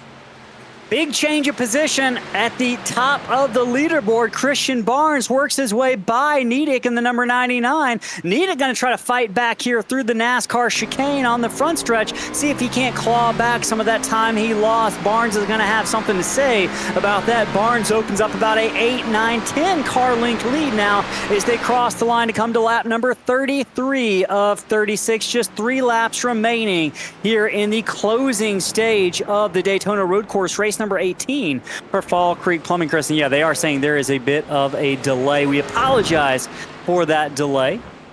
Thank you for sticking around if you are joining us. Thanks for that subscription earlier as well. Nick, who are you here for? Who are you rooting on, or you just stumble upon us? Let us know who you're here rooting for if you are in the chat, whether you're Nick or anybody else right now watching Nedick try to regain some of that ground that he lost. Looking through the rest of the field for close battles. Ellis, while you're doing that, sure. Evan Janik is closing up on the rear bumper of John Nedick. He is like a man possessed right here, 3 seconds faster that previous lap. I know Nedick did have some trouble right there, but it's about a 3-second gap right there. So if he can put together a couple of good closing laps right here, Evan Janik might be looking at a possible podium finish here tonight. And maybe even better, Chris, he might be gunning for second place because Christian Barnes isn't all that far out in front of John Nedick. So really 2 positions still left on the table for the 71. Can he go from dead last in a pit road start to potentially climbing up to a second place finish tonight, doing a remarkable task, albeit not the win he would have liked? Working on a pretty big accomplishment is the driver, that number 71, Evan Janik. He's got about 2.5 laps to do it. Right now, Giles, Barnes, and Nedick, that's your top 3. Meanwhile, as we watch Janik climb the banking in turn 3 and 4, he's in 4th. Gavin Henson is in 5th, the first car a lap down. Michael Cole sitting in 6th after a solid 5th position start in his debut, is sitting in 5th. He's trying to chase down, I should say, Gavin Henson in the 5th position, Chris. Michael Cole running some fast laps. He is about... and Alex Pollock turned down right in front of Adam Holston, and they made some contact. Big contact that's going to send the 92 of Alex Pollock through the infield. Let's see if we can't watch the replay, Chris, of what just transpired there. Yeah, and I saw the time being closed up right there, and it looks like he put the throttle down a little bit too fast right there, and spun it around right there, and here, look at Holston hit the curbing behind him, and I think that this was just a failure to communicate right here, and he turned down right when Adam Holston was trying to complete the pass, and man, luckily there wasn't any worse damage than what there wound up being. He is going to live to fight another day. That Pollock was in 7th and Adam Holston was in 8th. They swapped positions on that little incident there on lap number 35, Chris, but that means we're just about a lap and a half away until the conclusion of this race. If you're Nick, if you're Connor, stick around. We got one more trivia question left to decide who is going to win. Right now it's 2-1, Nick over Connor. If it ends up being 2-2, we'll be doing a tiebreaker, which is a random draw, but we still got some trivia, a little bit left to learn about Daytona International Speedway in the closing lap or so. And boy, it's been, bittersweet here because Cody Giles has had a phenomenal race. You don't see many races like this where a driver just absolutely puts on a clinic. We saw Evan Janik do that at Road America earlier this season. Cody Giles kind of continuing off a dominant streak last week at Nashville Super Speedway has kind of channeled that momentum into a strong run here at Daytona International Speedway. He's going to enter the NASCAR bus stop here on the back straightaway, the Le Mans chicane, I believe, as you were calling it earlier, Chris. It'll always be the bus stop in my heart and mind. He rolls his way through there, no sweat. He's got one more time through there before the end of this race. Going through turns 3 and 4, he's going to have to work his way by on the inside of the lap car of Joshua Gillen, who has had a solid night tonight, running 14th after starting in the 20th position. Gillen's climbed his way up a couple spots. Christian Barnes, Chris, back to this big battle between Barnes and Janik. We saw Janik get by Nedick for the 3rd position, and just like that, Janik is up to 3rd, going for 2nd here. We're just about a lap and a half away from the finish. He can do it. Yeah, we actually missed the pass, but as we get the Whiplash SimCams 1 to go right here, Janik has gotten himself around John Nedick and putting all kinds of pressure on Christian Barnes. These guys have almost 2 laps to go right here, as they've got a lot of ground to go before that, but you're not really missing much of anything with Cody Giles. He is way out in front of the field. Cody Giles has just run away with this thing. Lots of great racing going on all around the track right now, but Cody Giles has put on a clinic, as we were mentioning earlier. He is your leader, just about half a lap away from that victory, but this battle between Barnes and Janik has not gone away. Riding on board, back rear bumper camera, or the roof camera of the 27 of Christian Barnes, seeing that number 71 kind of stabilize. in terms of how far he is back. And he closed the distance in the bus stop or the Le Mans chicane here down the back straightaway. Oh, yeah. He does roll well through there, gets a run off. Can he channel that into a little bit of draft on the 27 in these final few corners before they take their very own white flag? Lots of time left. If you're Janik, you got at least 15 corners to try to pick off the number 27 of Christian Barnes. While all that is going on, Chris, Cody Giles is rolling through the bus stop for the final time on the back straightaway. He's going to go through NASCAR turns 3 and 4. He's just about 30 seconds away from his second win in a row and second dominant victory in a row here. Wasn't sure. Hasn't run all the races this season. We might not even see him at Chicago Street Course next week. But it's all about Cody Giles once again this week, crossing the line tonight. He is number 1, wiggling across with that victory wiggle. Cody Giles wins at the Daytona Road Course. Meanwhile, Chris, Evan Janik barely got by Christian Barnes there. Can Barnes do anything if he's going to close the door back on the 71 here? Janik seems to have the momentum, and that was a close battle. Both drivers racing each other incredibly cleanly. They've got to get by the number 91 of Alan Zukov here to get to the finish. Yeah, they do. They got to work around the 91 of Zukov right here. Christian Barnes not going to give up. It seems like he doesn't quite have the rear tire life that 71 has. Evan Janik able to get... Oh, and look right there at how sideways Barnes is. That just speaks to how hot those rear tires are, how much they are worn out right here as Janik is legging it out right here in NASCAR 1 and 2. This one might belong to Janik, and I mean second position. Cody Giles finished the race about 60 seconds ago. He'll be in victory lane. We'll hear from him momentarily, but we got second place left to be settled here. Big battle. They got to get by Zukov. Does that force the hand of Evan Janik to have to slow down? Zukov in the middle of that line gets out of the way at the last minute. Not going to be enough of an aid to the number 27 of Christian Barnes, who picks up a little bit on Janik, but that number 71 just a little bit too fast through the bus stop for Barnes to make up a whole lot of ground. It looks like he's going to cross the line in second place, padding that points lead just a little bit, unless Barnes makes a last-ditch dive bomb here. The answer to that question is kind of, just not enough. Janik going to roll across the line second. Christian Barnes, the winner from Charlotte, will pick up the third place finish.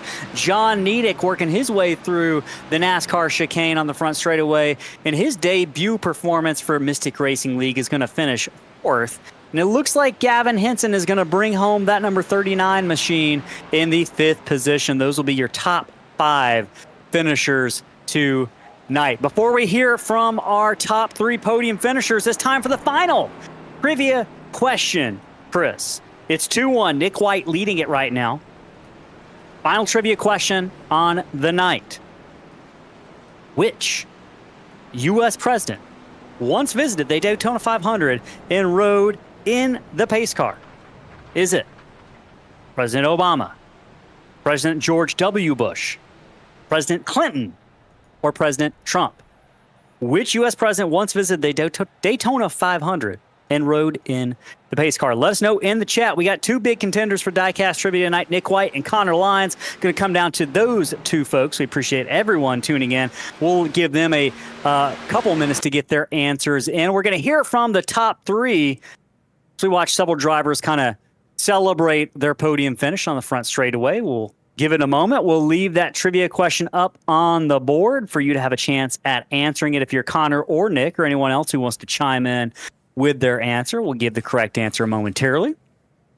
And first driver we're going to hear from tonight is going to be the third place finisher, Christian Barnes. We'll see what we can do to get him in the broadcast chat. Give us just a moment.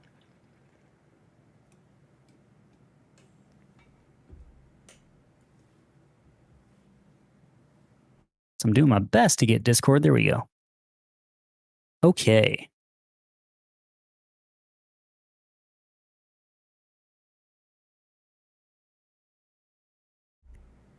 Go ahead and see if we can't find Christian. I can get him if you need me. Okay. Yeah, my screen's being a little weird with me. If you got it quick access. Christian Barnes, this is Ellis and Chris in the Slingshot booth. You got a copy? Yes, sir.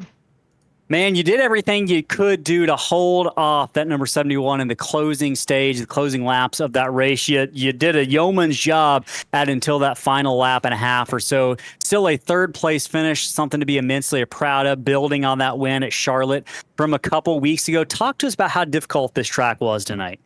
Oh, it's definitely very difficult. It's so easy to lock up. It's so easy to miss your braking points. You just miss it barely, and you're either locked up or going off the track. So I made probably two kind of big mistakes tonight. I missed the final chicane one time, had to do a pass through, and then on my second pit stop, come out of the pits, I nailed the wall. So a couple mistakes that probably could have, helped me finish second, not third. But other than that, I mean, I'm happy with the podium. I'm not the best at road courses right now. Still learning. So. Man, we're headed to Chicago Street Course next week, a very different track. Did you learn anything tonight that you can use to build on for next week?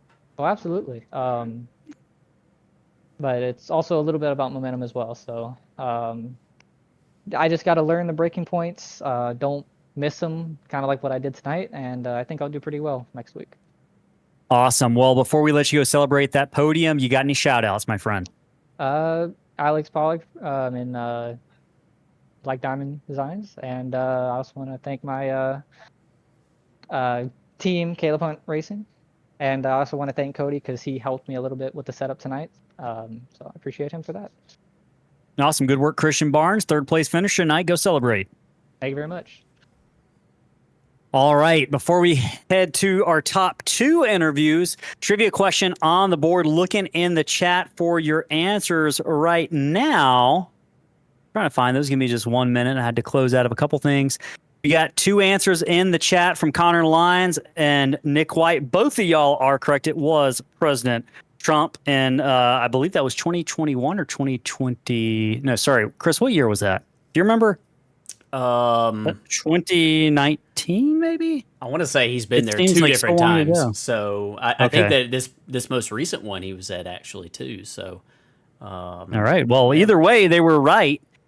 Nick White's going to take home the diecast. Nick, if you could email us at ssracingleagues@gmail.com. It's appearing. It's going to appear on the video for you to see. That's our email address, Nick. If you want to reach out to us via email, we will send that to you. And we appreciate you joining in for the first time tonight. Enjoyed having you part of the race. Now we're going to head to our Sofa News Victory Lane interviews presented by Sofa News. We're going to hear from second place finisher Evan Janik. First, Chris, I will be more than glad to pull him in here. Evan Janik, Ellis and Chris in the Slingshot booth. I'm going to hand you off to Chris. Evan Janik, yeah, copy, bud. Yeah, gotcha. Man, Evan, we watched you from the beginning of this thing, all the trials and tribulations that you had to deal with tonight. It was an eventful night around that number 71 Amsoil machine, starting from pit lane right there. Did you have a little connection issue maybe that resulted in that? And tell us about your drive up there through the field. Yeah. When I came back from using the restroom, my screen turned off, so I had to disconnect and reconnect, and by the time I was in, you guys were already pacing. But I wasn't sure what to expect coming through the field, and it didn't have long to find out. I had trouble in front of me, and they came back up on track, and I didn't have anywhere to go. So pitted lap 1 and had to restart all over again. But was able to come out P2, which I was very surprised, and that I think that's where I would have ran today. But I would have liked to give Cody a shot. Yeah, we would have loved to have seen that as well. You definitely had some good drive, good pace on the course of the long run. It was fun to watch you battle it out right there with Christian Barnes in the closing stages of this thing. We're headed to the Chicago Street Circuit next week, another road course. We got to make some right-hand turns, but very different than this one right here. Are you looking forward to it next week? Yeah. Hopefully I'll be able to prepare more. I've been trying to get my car ready for real-life racing, but yeah, road courses are fun, especially when you start up front and not in the back. So we'll have to focus on qualifying and keeping my screen on. We're definitely looking forward to seeing you out there on the streets of Chicago next week. Before we let you go celebrate this great second place finish, you got any shout outs? Yeah, thank you to Ames Oil and Super Oil Pros. Thank you to Black Diamond Designs, and thank you to 5-Star Racing Group. Well, thank you to Evan Janik right here for putting on a great show. Great run tonight, bud. Congratulations. We'll see you next week. Thanks. All right, that leaves one, and that is Cody Giles. It's Ellis and Chris in the Slingshot booth. You got a copy. Yes, sir. Well, man, when we pull that lap tracker graphic up to show what lap and what position you were on that lap, every number on there was first position, Cody. Wire to wire tonight. Amazing job following up on the heels of that dominant performance last week at Nashville Super Speedway. What you been drinking the past couple of weeks, man? You are fast. I don't know, man. I guess this number 5 Twisted Speed show is just, it's got a mind of its own, man. I don't know, but yeah, the past couple weeks we've just been getting into really good positions, and being there at the end and just having the speed to contend for the win. And I mean, it's all part of strategy. It's all part of being there at the right time, qualifying up front, staying ahead of the trouble, and just calculating the best race that you could put on and perform. So that's just been the strategy the last couple weeks, is just trying to strategize to just get to the end, get a good finish, or win, and that's about it. Well, speaking of getting to the finish, man, we saw a couple moments periodically throughout the race where life probably flashed before your eyes with maybe getting involved in a couple other drivers' incidents. Talk to us about how difficult it was to stay locked in all night amongst all those threats out there. It's pretty difficult. Well, I mean, it wasn't that difficult, but there were some moments where it was just like, with Alex and Robert.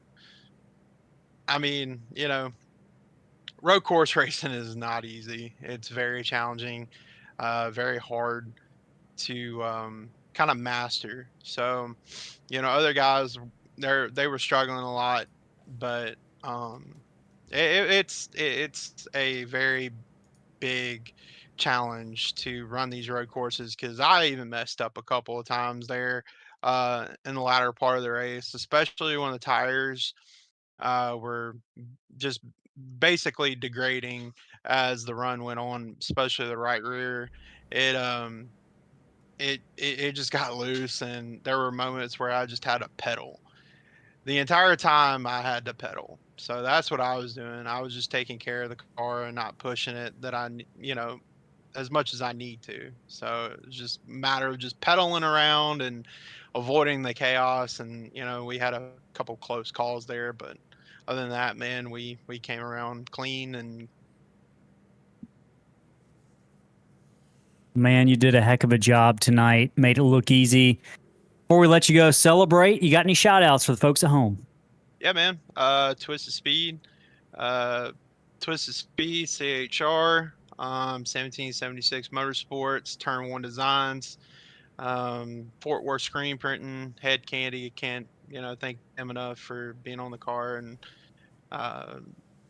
being on the car every week. And shout out to you guys for doing this every week for us. It's been a blast, and looking forward to tomorrow for the Cup race, and looking forward to the next couple weeks. So we'll definitely see how tomorrow plays out, and see over the next couple weeks, especially with Chicago coming up next week. Crazy enough, I like that track. I don't know why, but next week should be a blast too. So I again thank you guys for tuning in and watching this, and thank you guys up in the booth for what y'all do, and we'll see y'all next week. Appreciate it. Yes, sir. That is Cody Giles, winner tonight at the Daytona Road Course. Chris, before we pack it up for tonight, we should probably take a look at the finishing order, where these drivers ultimately finished tonight. Overall, we talked about those top three: Giles, Janik, and Barnes. Third, John Nedick with a great fourth place finish. Newcomer Gavin Henson continues that consistent run he's having as of the past several weeks with a fifth place finish. Michael Cole in his debut finished the sixth. Adam Holston after some late race drama, finishes 7th in that number 8. Alex Pollock finishes 8th in the number 92. Good run for Pollock tonight after starting in the 17th spot. Derek Jewett, first race back in a month or so, is going to finish 9th in that 45, with Brad T. Nelson continuing that string of top 10s with his 10th place finish in that 33 tonight. Yeah, as we look at positions 11 through 20, we start off with Alan Zukov right here. I feel like this is a really solid night for Alan. Great qualifying run in the 8th spot. Is going to bring it home in 11th. Reggie Kime in that number 9 machine is going to finish in 12th. Joshua Gillen in the 13th spot. Robert McKay out of the race right there in the classification order right there. It was an eventful night for Robert. I think he's going to be looking forward to next week to see if maybe he can recover from tonight. Brandon Willard, we saw him struggling on cold tires in the closing stages of this thing right here. He's going to have to settle for the 15th finishing position. Jeffrey Fisher is going to bring it home in 16th. Ronnie Foster in 17th. Zach White in that number 77 will bring it home 18th. Tough night for Caleb Hunt. He will finish in 19th. And David Moyer in the 47 will round out the top 20. Yeah, so all these drivers that we talked about all the way back from, 16th to 22nd had trouble night. That included Brett Wrin and Jacob Cochran as well, who just made about 4 or 5 laps over the course of the evening before they made that hard left-hand turn into the garage. Chris, 22 drivers, big field for tonight. Cody Giles finished atop that pylon, and he is really creeping his way into the championship conversation, Chris. We've got 8 races after tonight left before we start our 7-race playoff. 12 drivers will qualify that. For that, 4 drivers have already locked their way in. That does include Cody Giles and several drivers on the bubble. They're going to need good runs over the final month and a half, 2 months of the regular season. Those 8 races coming up. But next week, the winds are blowing us to Chicago for the street course. It is going to be, like you mentioned, we're still making right-hand turns, but this is a very different track. Some would probably argue it's a more difficult track that's going to require an even larger, I should say, amount of discipline. You looking for anything significant out of Chicago next week? Chicago, Ellis, the street circuit's all about risk versus reward there. I think the fast drivers, the guys who are the fastest next week, will be the drivers who aren't afraid to put their cars, the fenders of their cars, closer to the walls, closer to those inside barriers that are on those natural streets of Chicago.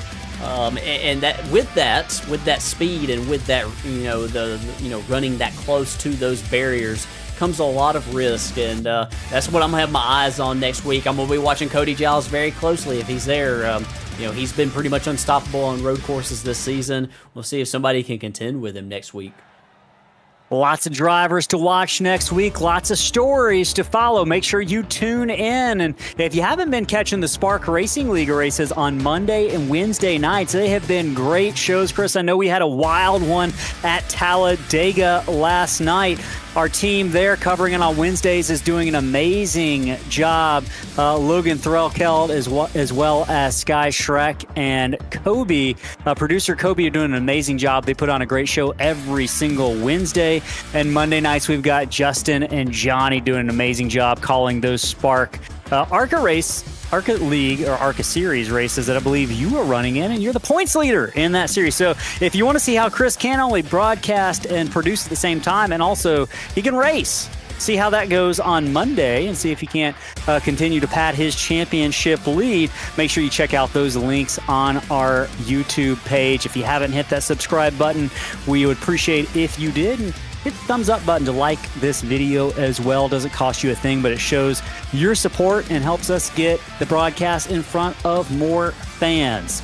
So for Chris Smith, for Ellis Thomas, and for the rest of Slingshot Racing Media, folks, the wind's blowing us to Chicago next week. We'll catch y'all there. Have a wonderful, wonderful week. Tune in on Monday and Wednesday for the Spark Racing League races. We'll see you then. Have a great night, everybody.